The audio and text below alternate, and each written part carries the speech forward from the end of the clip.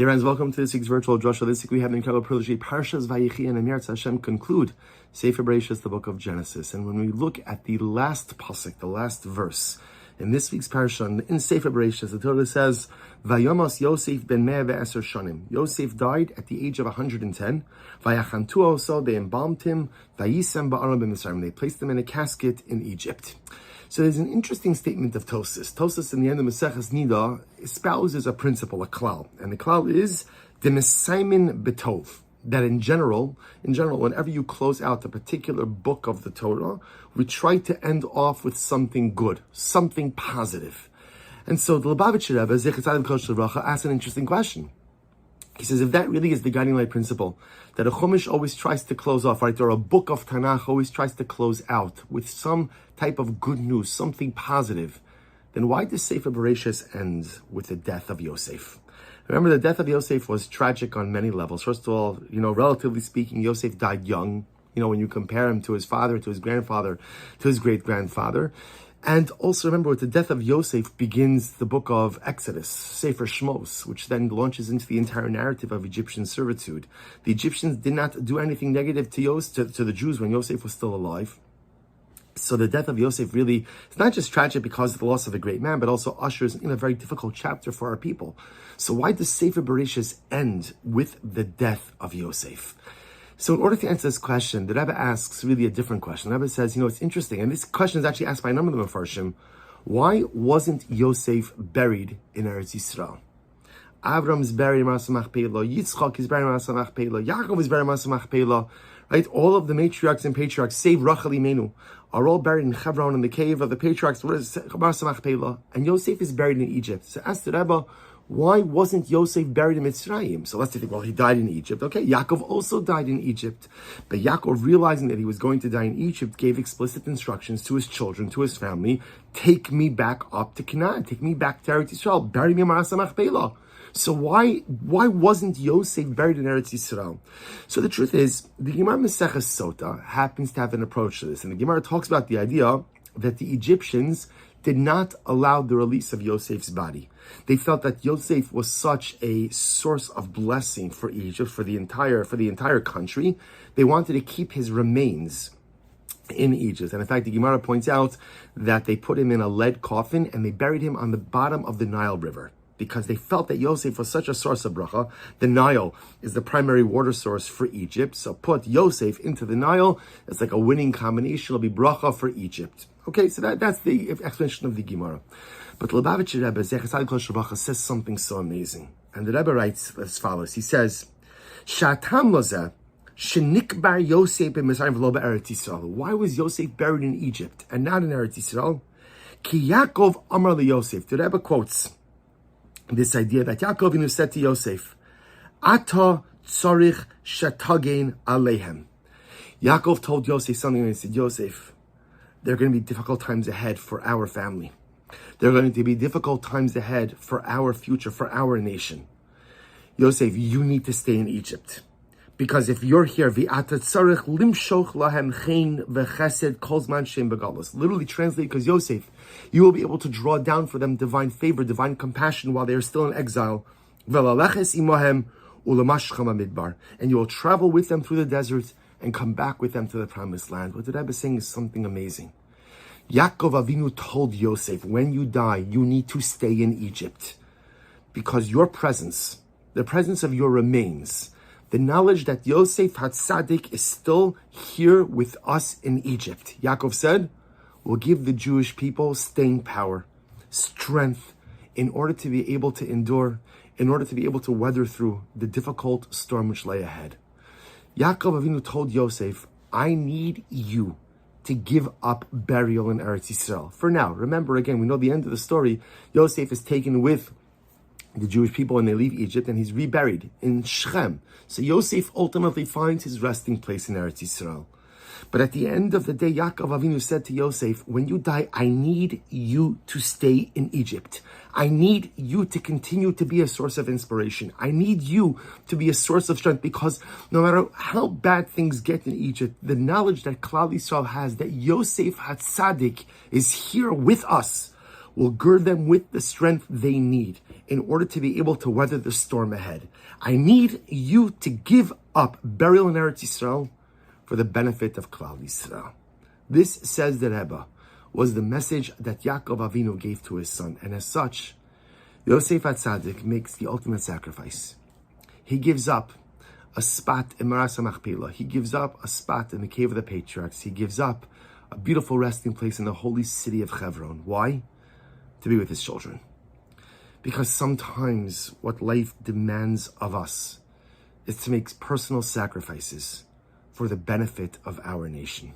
You know, about a year ago, there was a precious neshama who was killed in Gaza. Captain Shaul Greenglick, who was 26 years old, of Renana. And his precious neshama, when he was on furlough, he was on a little bit of leave from the army, it was December 3rd of last year. And he performed on a show, an Israeli show called The Next Star. I guess it's like one of these talent shows. You know, you come on, you perform, and if they advance you, they don't advance you. Okay. See, he literally, again, he performed in his uniform. He was on break. He has a little break from the army. He came, he performed. He was a very talented young man. And he was advanced to the next stage. And he posted something incredible on Instagram. And I want to read to you what he posted. He said, Dimyanti es hashana hazot acheret. Said, I thought that this year, now remember again, understand, this is December of last year. So the war was a couple of months old. And this young man, bursting with talent, said, you know, at the beginning of the year, the beginning of last year, Tafshin Pei Dalet 5784, before October 7th, said, I thought that this year was going to be something different.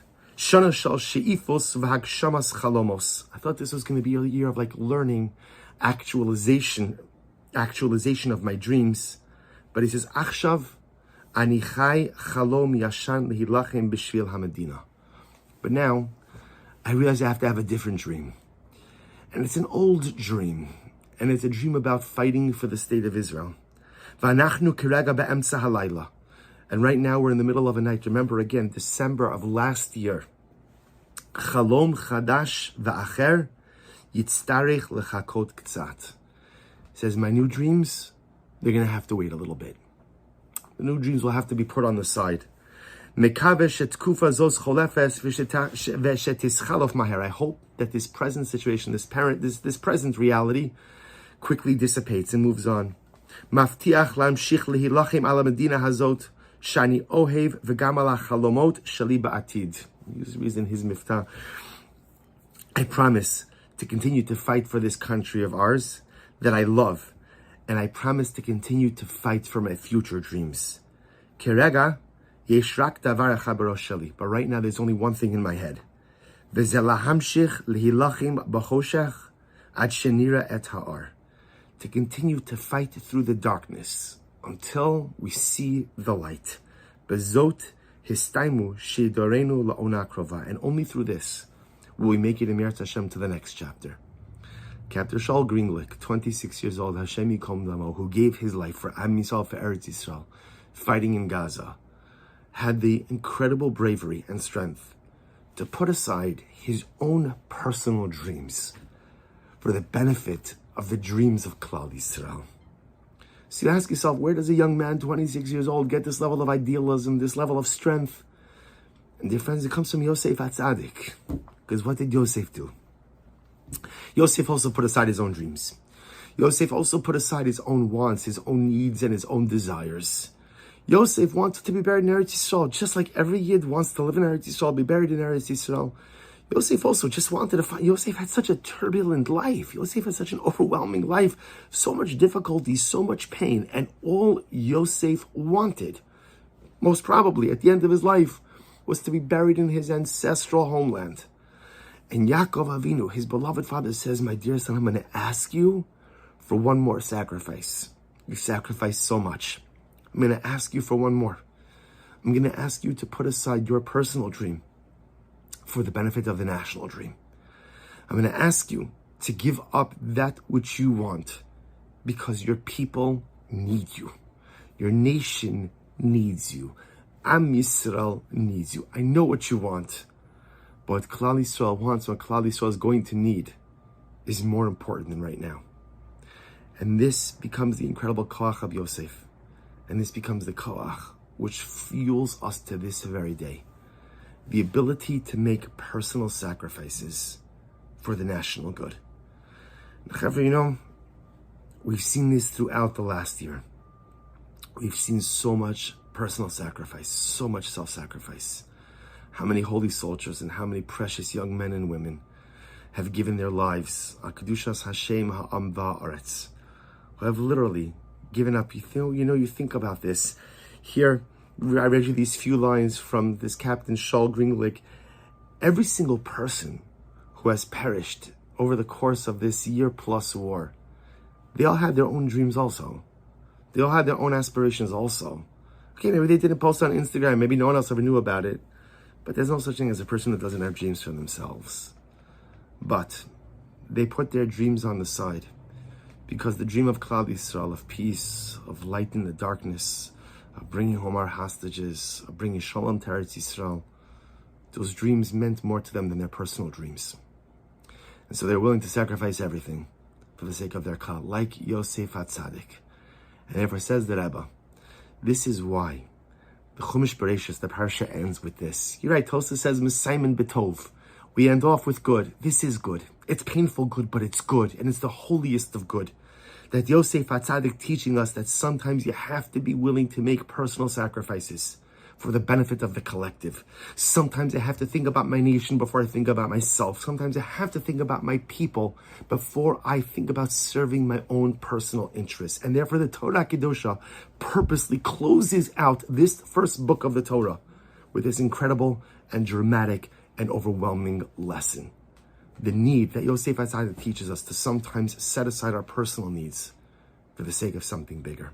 However, I think that this message resonates for us many different ways. For some of us, it's true in the context of family. Sometimes the need to put aside my own personal goals and aspirations or wants for the sake of my familial collective. Certainly if we're part of a kehillah, which hopefully we're all zochet to be part of something, the need that sometimes to be part of a kehillah, I have to put my own needs on the side in order to be able to go ahead and get done what needs to get done for the collective good. And sometimes just as part of Am Yisrael, everything we do impacts each other. Sometimes there are things I want to do that may not be great, or may not be good, or may not be spiritually healthy. And I have to be willing to give that up for the benefit of my people. We could all apply this message in different ways, but one thing is clear. The koach of Yosef, the strength of Yosef, pulses through our heart, beats in our heart, and pulses through our veins. That koach, to sometimes put our own needs on the side and be able to think about the collective, is a koach that Yosef had. A koach that Captain Gringlich Hashem Yikom Damo had, and a koach that each of us have as well. May we be zochem Eretz Hashem to find it, to activate it, to utilize it, to make a difference for ourselves and Eretz Hashem for our entire nation. Wishing everyone a good Erev Shabbos and a beautiful Shabbos Kodesh.